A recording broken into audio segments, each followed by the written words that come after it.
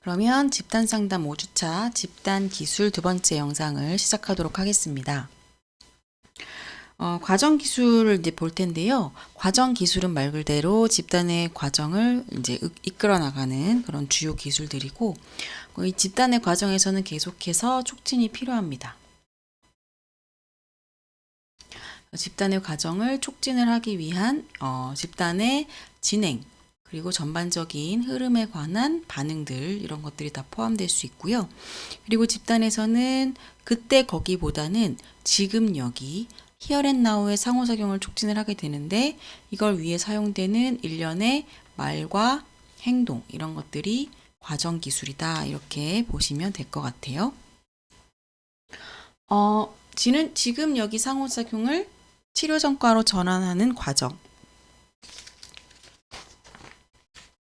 여러분 290쪽에 글상자 6-3에 보시면 나와 있는데요.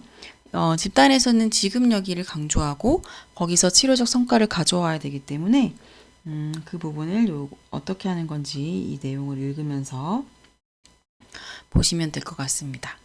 자, 그러면 총 10가지 기술들이 나와 있어요. 10가지 기술이 나오는데, 이 종결과 평가는 뒤에 종결 파트에서 또 더 자세하게 다룰 거거든요. 그래서 영상 25분 동안 이 8가지 이상의 기술을 다 설명드리기가 좀 빠듯하긴 한데요. 네, 한번 살펴보도록 하겠습니다. 첫 번째는 구조화입니다. 근데 구조화라는 거는 구조화라는 거는 여러분이 개인 상담 때도 배우셨어요. 제가 이 수업을 매번 할 때 1주차에 수업 내용을 오리엔테이션을 해주죠. 수업 내용에 대해서 안내해드리고 이렇게 하는 건데, 그런 걸 다 구조화라고 이야기를 합니다. 그래서 이 집단 상담이 무엇이고, 어떤 규칙이 있고, 어떻게 임해야 되고, 이런 것들을 안내하는 것이 구조화예요. 집단 상담 참여에 필요한 제반 규정과 한계에 관해서 설명을 해주는 겁니다. 그래서 이 구조화를 하는 목적은, 일단 집단에 오면 이 집단 상담은 일반적인 다른 모임하고는 다르게 흘러가기 때문에 어떤 행동을 해야 되는지 어렵습니다. 그래서 새로운 행동을 학습시키고, 또 생산적인 집단 분위기를 만들기 위해 규범을 창출하고요. 또 필요한 경우에 집단의 구조를 개선을 할 수가 있습니다. 그 얘기는 집단 상담에서 집단원들이 뭔가 하위 집단을 만들려고 한다거나 이럴 때는 리더가 다시 구조화를 해주면서 이러이러한 부분은 이렇게 해주셨으면 좋겠습니다. 이렇게 개선을 할 수가 있고요. 기본적으로 이 구조화를 통해서 이 집단 상담이 어떻게 흘러가는지의 틀을 제공을 하기 때문에 인간적 성장을 촉진하기 위한 틀 제공이라는 목적을 가지고 있습니다. 개인 상담하고 구조화가 뭐 크게 많이 다르진 않아요. 보시면 대화 상자 6-7 여러분 교재 291쪽에 보시면 집단 상담에 대한 구조화가 예시가 나와 있습니다. 일단 중요한 것은 집단에 적극적으로 참여해 주십사 얘기하는 게 중요하고요. 또 생산적인 집단을 형성하고 유지하기 위한 지침들을 알려주셔야 되고, 상담 시간을 잘 지켜야 된다. 또 불참하거나 늦을 때 어떻게 해야 되는지도 알려드리고요.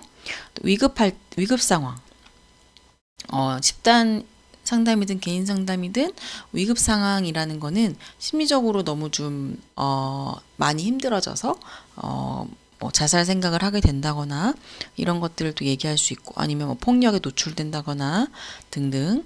또 상담실 이용 방법, 그 외에 집단원들이 알아둬야 할 제반 사항들이 포함이 됩니다. 그래서 여기서 좀 이 집단에 관한 구조화에서 이제 기본적인 내용을 다뤘다면, 그 다음에 보시면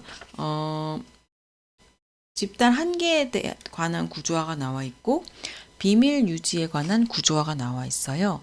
일단 집단 한계에 관한 구조화는 집단에서 할 수 없는 행동들, 이런 것들에 대해서도 구조화가 이루어져야 됩니다.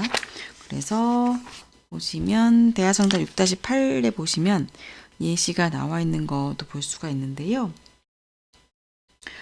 집단의 한계에 대한 것으로는 책임, 시간, 행동, 애정에 관한 내용으로 구성된다라고 되어 있는데 구체적으로 말씀을 드리면 집단 리더가 여러분의 뭐 삶에 있어서 도움을 드리는 조력을 하는 역할을 하지만 어떤 중요한 결정을 대신해 주거나 책임지진 않는다. 이런 걸 얘기할 수 있고 또 시간의 한계가 있죠. 집단 시간은 정해진 시간에 운영돼 있고 그 이상의 시간이 더 들어가지 않는 거 이런 부분도 말씀드려야 되고 집단에서 허용되는 행동과 그렇지 않은 행동 뭐 폭력이나 이런 거는 사용하시면 안 되는 거죠. 그리고 애정에 관한 행동은 리더와 집단원 간의 관계에서도 그렇지만 집단원들 사이에서도 애정에 관련된 행동은 하시면 안 돼요. 언제까지? 집단이 종결할 때까지. 왜냐면 애정에 관한 어떤 이슈가 생기면 둘 간의 문제지만 이게 집단 전체에 영향을 미칠 수 있습니다. 그래서 그렇게 이런 것들의 한계를 제시할 수 있고 비밀 유지 이거는 개인 상담이랑 비슷한데 집단에서 이걸 더 강조해야 되는 이유는 뭐냐면 개인 상담에서는 그 상담자가 비밀을 유지하면 돼요. 그런데 집단 상담은 여러 명이 동시에 참여하기 때문에 이 사람들이 다 비밀을 지켜줘야 됩니다. 그래서 다른 집단원이 언급했던 내용들을 절대로 바깥에서 발설하시면 안 된다. 이런 것들을 꼭 구조화를 해주셔야 되고 그렇지만 비밀 유지가 안 되는 한계 상황도 있다. 뭐 아동학대, 자해나 타해 단서, 비밀 유지 원칙이 무시되는 상황에는 비밀 유지에도 한계가 있을 수 있다라는 것도 미리 잘 안내를 해드려야 합니다. 구조화에 대해서는 여기까지 말씀드리면 될 것 같고 자, 두 번째 기술이에요. 두 번째 기술은 진단이라는 기술입니다. 진단. 집단원의 행동, 사고, 감정 유형 분류, 증상 유무 확인 등을 비롯하여 지속적으로 이루어지는 일련의 사정 과정 이렇게 되어 있는데 이거는 리더가 집단원을 계속해서 평가를 하는 겁니다. 그래서 이 집단원은 어떤 행동을 하고 있고 어떤 생각을 보였고 어떤 증상이 나타나고 이렇게 계속해서 평가를 하는 건데 그렇게 평가를 하는 이유는 이 내담자가 지금 적절한 행동을 보이고 있는지 뭐 문제되는 행동을 하고 있는지 이런 것들을 빨리빨리 파악을 해서 개입을 해야 되는 거예요. 여기서는 문제 행동을 평가하고 문제 해결을 위한 적절한 개입 전략을 잘 선택할 수 있는 그런 능력이 필요합니다. 그래서 정확하게 진단을 잘 하기 위한 체크리스트가 글상자 6-5에 나오는데 여러분 교재 295페이지를 보시면 됩니다. 집단 상담 참여 목적이 이 집단의 목적에 부합되지 않는 집단원은 없는가? 집단 분위기를 해칠 수 있는 행동, 사고, 감정을 지닌 집단원은 없는가? 이런 것들인데 사실 요거는 이미 집단이 시작되고 나서 요런 거에 대해서 진단을 내려서 집단 참여를 좀 보류시키거나 이렇게 할 수 있지만 그건 별로 좋지는 않아요. 뭐가 좋냐면 집단을 시작하기 전에 모집 단계에서 집단 참여에 뭐 어려움이 있을 것 같은 분들은 미리 선별해서 집단 말고 다른 서비스를 안내해 드리는 게 더 낫기는 합니다. 하지만 집단이 시작된 이후에도 진단이 필요한 부분에 대해서는 진단을 하셔야 되고요. 진단의 목적도 6-6에 보시면 나옵니다. 읽어보시면 될 것 같아요.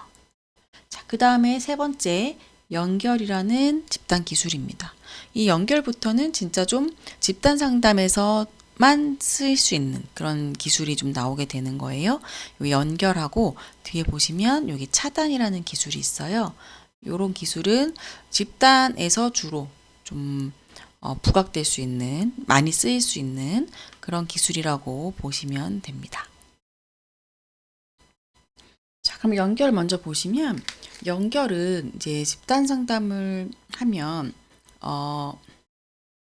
그림을 좀 그릴까요? 여기 이제 리더가 있고 집단원들이 이렇게 앉아서 집단을 하게 되죠. 그랬을 때 특히 이제 집단 상담이 시작하는 초기에 더 잘 활용될 수 있는 기술인데요. 이 A라는 집단원이 어떤 자신의 이야기를 했습니다. 요새 가족들하고의 관계에서 좀 스트레스 받는 일들이 있습니다. 이런 얘기를 했어요. 그랬더니 여기 B라는 집단원이 A라는 집단원의 말에 되게 공감하면서 저도 요새 그래요. 저도 요새 이런 것들이 좀 많이 스트레스가 됩니다.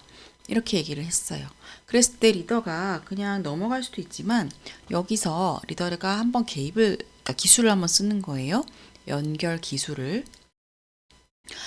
A님이 표현하신 거에 대해서 B님이 공감이 많이 되시는 것 같네요. 그렇게 단순한 말이지만 이 말을 한마디 함으로써 이 집단 안에서 A와 B는 연결감을 느끼는 그런 관계 경험을 할 수가 있게 됩니다. 초기에는 서로 이런 연결감이 없기 때문에 리더가 이런 부분을 자꾸 링크를 만들어주면 집단의 응집력이 빨리 생기는데 도움을 줄 수가 있습니다. 연결은 집단원의 말 또는 행동을 다른 집단원의 것과 이어주는 데 사용되는 집단 상담자의 통찰력 표현하는 하나의 방법이다. 근데 여기서는 비슷한 점만 연결해 주는 건 아니에요.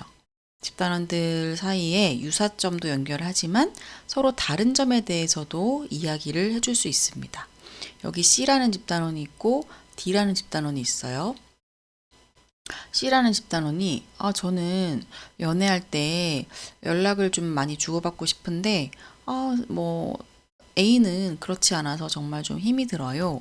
그랬더니 이제 D라는 집단원이 저는 반대예요. 저는 연락을 너무 많이 해야 된다고 하면 좀 답답하고 힘들어요. 이렇게 했을 때 리더가 여기서도 C님은 이런 상황에서 이런 걸 느끼시는데 C님은 이런 상황에서 이런 걸 느끼는데 D님은 그렇지 않네요 하면서 서로의 차이점을 가지고 이렇게 연결을 시켜주실 수도 있습니다. 이렇게 연결하는 작업을 통해서 그러니까 이게 별거 아닌 것 같지만 효과가 있어요. 그 안에서 공감대가 형성이 되고 더 깊은 수준의 감정 표출을 할 수가 있게 되는 그런 도움을 줄 수가 있다.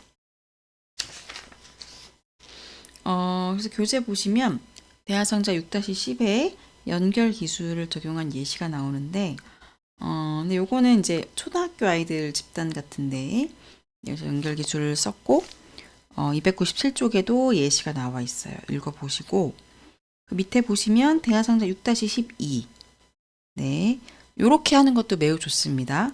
혹시 여러분 중에 준서나 현상이와 비슷한 경험을 해본 사람이 있나요? 이와 비슷한 경험이 있으시면 함께 이야기를 나누어 보도록 하죠. 이렇게 이 둘의 연결을 시키면서 또 다른 사람을 연결을 또 끌어내는 거예요.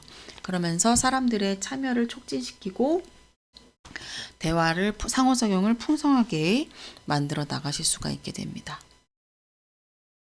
그 다음에 차단인데 차단은 상담의 기술인데 왜 차단이 들어가 있지? 이렇게 의아해 하시는 분도 계실 수 있어요.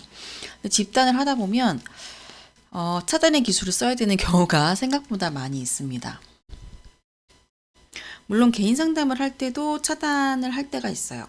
내담자가 말을 너무 장황하게 하거나 너무 감정이 배제된 어떤 사실적인 이야기만 늘어놓는다거나 너무 타인에게 초점이 맞춰져 있다거나 그래서 별로 치료에 도움이 되지 않는 이야기를 하면 상담자가 내담자에게 잠시만요 하면서 말을 좀 멈추게 하고 좀 좋은 방향으로 끌어나가는 그런 개입을 할 수가 있습니다. 그래서 그때도 차단을 쓸 수 있는데 집단 상담은 여러 사람이 동시에 참여를 하기 때문에 이 차단이 더 많이 필요할 수 있어요.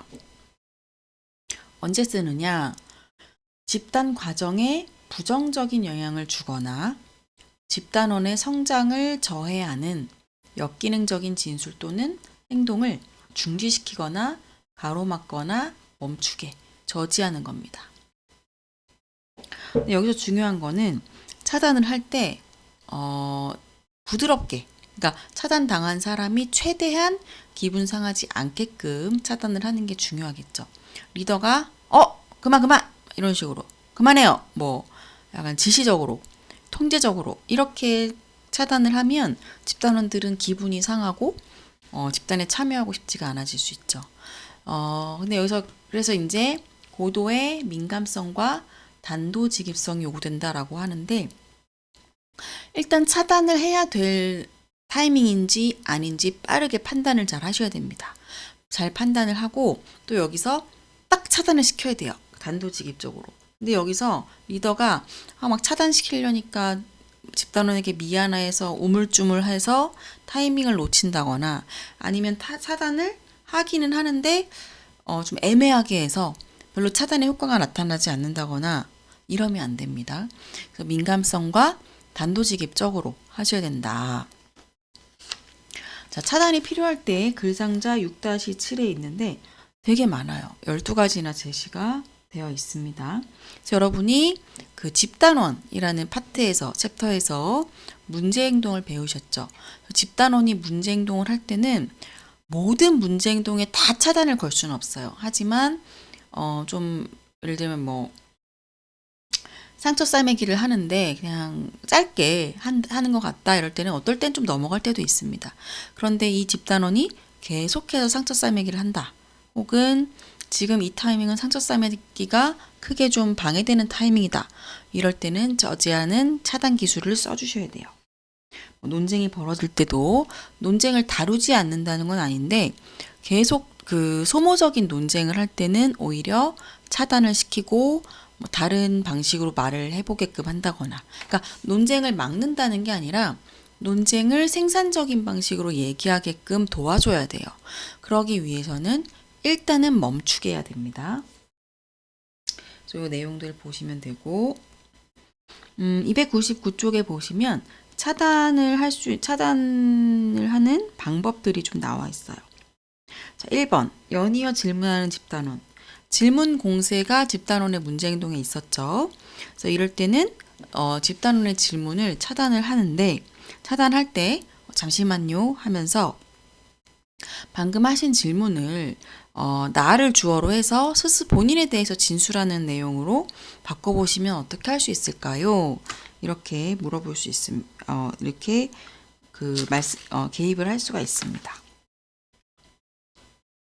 그래서 예를 들면 뭐 집단원이 자신의 양육에 대해서 집단원들에게 얘기를 했어요. 양육을 하는데 아이가 자신의 어떤 영향을 침범받고 싶지 않다고 했는데 나는 그거를 좀 받아들이기가 어렵다. 이런 얘기를 했더니 B라는 집단원이 그러면 양육을 하실 때 그러면 아이가 좀 많이 서운해하거나 기분 나빠하지 않나요? 이렇게 질문을 할 수 있죠. 물론 질문을 하는 건 좋은데 계속해서 질문만 한다. 이거는 뭔가 자기를 방어하기 위한 행동 반응일 수 있어요. 그래서 그럴 때는 질문하는 것 대신에 나를 주어로 표현해 보시겠어요? 이렇게 차단 기술을 쓰면 이 집단원이 저는 A님의 양육에 대해 들었을 때 사실 마음이 많이 답답했어요. 이렇게 자신의 마음을 좀 더 진솔하게 표현을 할 수가 있게 됩니다. 2번도 읽어보시고 3번, 4번 이렇게 그러니까 사실 차단해야 될 상황은 너무나 많은데 여기 보시면 몇 가지 예시의 방법들이 나왔는데 좋은 방법들이니까 여러분이 나중에 집단을 운영하실 때 잘 활용을 하실 수 있을 것 같아요. 그리고 그 밑에 보시면 차단이 적용된 대화의 예가 나와 있습니다.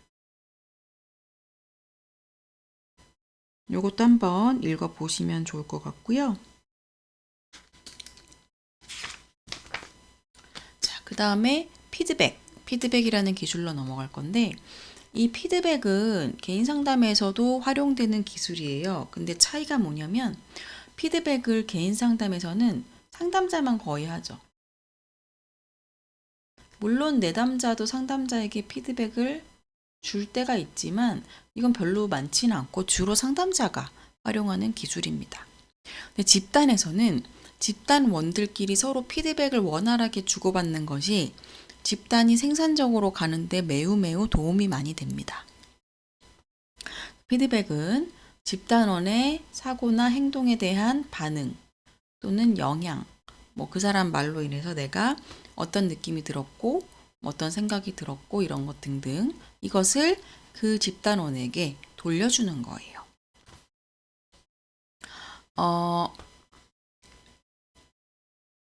집단을 이렇게 운영을 하는 데 있어서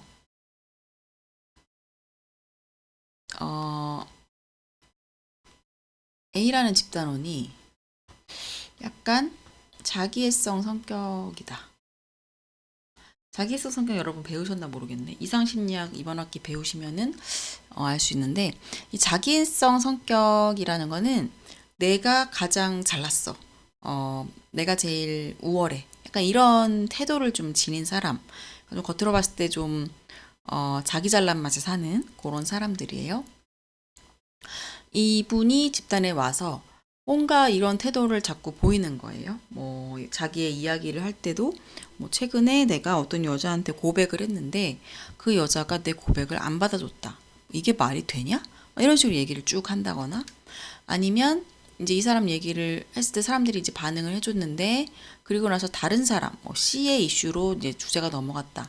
C님이 이야기를 하고 있는데 C님이 이야기를 하니까 A가 더 이상 집중하지 않고 막 시계를 보고 딴청 피우고 막 집중을 안 한다거나 이런 식의 행동을 보이는 거죠. 그리고 뭔가 뭐 이 사람한테 피드백을 주는데도 그 피드백도 되게 조언, 뭔가 윗사람이 아랫사람한테 조언하듯이 그런 피드백을 준다거나 이런 식으로 되게 자기애적인 그런 성격이 많이 드러내는 나는 그런 태도를 보였을 때 개인 상담에서는 이 상담자가 그 내담자에게 어떤 피드백이나 즉시성을 활용할 수가 있어요. 집단 상담에서는 리더가 이 사람에게 직접적으로 그런 부분에 대해서 피드백을 하면 집단원이 상처받고 또 그것이 그렇게 효과가 없을 수도 있습니다. 하지만 집단에서 좋은 점은 여러 사람이 이 A라는 사람에게 피드백을 줄 수 있어요. 그래서 A가 C에게 뭔가를 얘기했을 때 C가 좀 기분 나쁠 것 같다. 그럼 리더가 C한테 물어봅니다. C님은 A님 얘기를 듣고 어떠셨어요? 그러면 C가 조언을 해주셨는데 사실 그 조언이 조금 제 마음을 불편하게 하는 것 같아요. 이런 식으로 진솔하게 피드백을 주는 거예요. 그럼 리더가 또 A한테 물어봅니다. A님, C님의 얘기를 들으니까 어떠세요? A가 왜 불편한지 이해가 안 되네요. 저는 C님을 위한다고 한 얘기인데 뭐 이해 못하면 할 수 없죠. 이런 식으로 얘기할 수도 있어요. 그랬을 때 이제 다른 집단원들이 A님 얘기를 들으면 저도 좀 기분이 나빠요. A님은 저 자신의 이야기 할 때 말고 다른 사람이 얘기할 때는 별로 집중을 안 하시는 것 같아요. 이런 식으로 피드백을 여러 사람에게 들을 수가 있어요. 그런데 이 피드백들은 긍정적인 피드백도 있을 수 있고 부정적인 피드백도 있을 수 있지만 집단원을 변화시키고 성장시키는 데 있어서 상당히 많이 도움이 됩니다. 그렇기 때문에 리더는 집단원들이 신뢰를 바탕으로 안심하고 생산적인 피드백을 주고받을 수 있도록 분위기를 만들고 교육할 필요가 있어요. 그러니까 이 집단 상담에서는 리더도 피드백을 하지만 집단원들끼리 피드백을 서로 잘 주고받을 수 있게 도와주는 게 더 중요합니다. 보시면 아까 제가 긍정적인 거, 부정적인 거 있다고 했는데, 자, 정적 피드백과 부적 피드백이 있습니다. 정적 피드백은 강점이나 장점을 얘기를 해주는 거고요. 교재 6-15에 보시면 정적 피드백의 예시가 나와 있습니다. 그리고 303쪽에 보시면 부적 피드백, 교정적 피드백의 예시도 나와 있는데 이 부적 피드백이 되게 그 집단 상담에서 유용하게 활용될 수 있어요. 그래서 이거는 집단원의 문제 행동, 비생산적 사고방식, 이게 좀 뭐랄까 합리적이지 않을 때, 뭐 건강하지 않을 때, 문제가 될 때 이거에 대해서 얘기를 해주는 건데, 그래서 이거는 누군가를 좀 변화시키는 그런 피드백일 수 있기 때문에 교정적 피드백이라고 부르기도 합니다. 303쪽에 보시면 그 6-16에 제가 힘들게 저에 관한 이야기를 하는데 상준이가 웃으면 불안해져요. 상준이가 저를 흉보는 것 같거든요. 이런 식으로 교정적 피드백을 하는데 이걸 보면 상준이를 무작정 비난하는 건 아니에요. 상준아, 너는 사람이 얘기하는데 왜 웃어? 이렇게 얘기하면 서로 싸우자는 겁니다. 그게 아니라 I 메시지. 그러니까 나는 네가 이럴 때 이러이런 마음이 들어. 그러니까 내가 주어가 되는 아이고 나 전달법이라고도 하죠. 그래서 너 애가 왜 그러니? 이렇게 주어가 너가 아니라 나는 네가 그럴 때 마음이 불안해져. 이렇게 상대방을 비난하는 게 아닌 나의 마음을 전달하는 거예요. 이러면 훨씬 갈등이 안 생긴다는 건 아니지만 갈등이 원만하게 잘 해결되면서 넘어가질 수 있게 되거든요. 그래서 피드백을 할 때는 그런 방식으로 하게끔 집단원들을 좀 교육시키면 좋을 것 같고요. 304쪽에도 예시 나온 거 한번 읽어보시면 될 것 같고, 그럼 피드백 제공을 할 때 어떻게 제공하는 것이 좋냐? 피드백 제공을 위한 지침이 나와 있습니다. 그래서 피드백 제공을 할 때는 야, 너 왜 이렇게 얼굴이 못생겼니? 이런 외모 피드백을 집단에서 주고받는 건 의미가 없어요.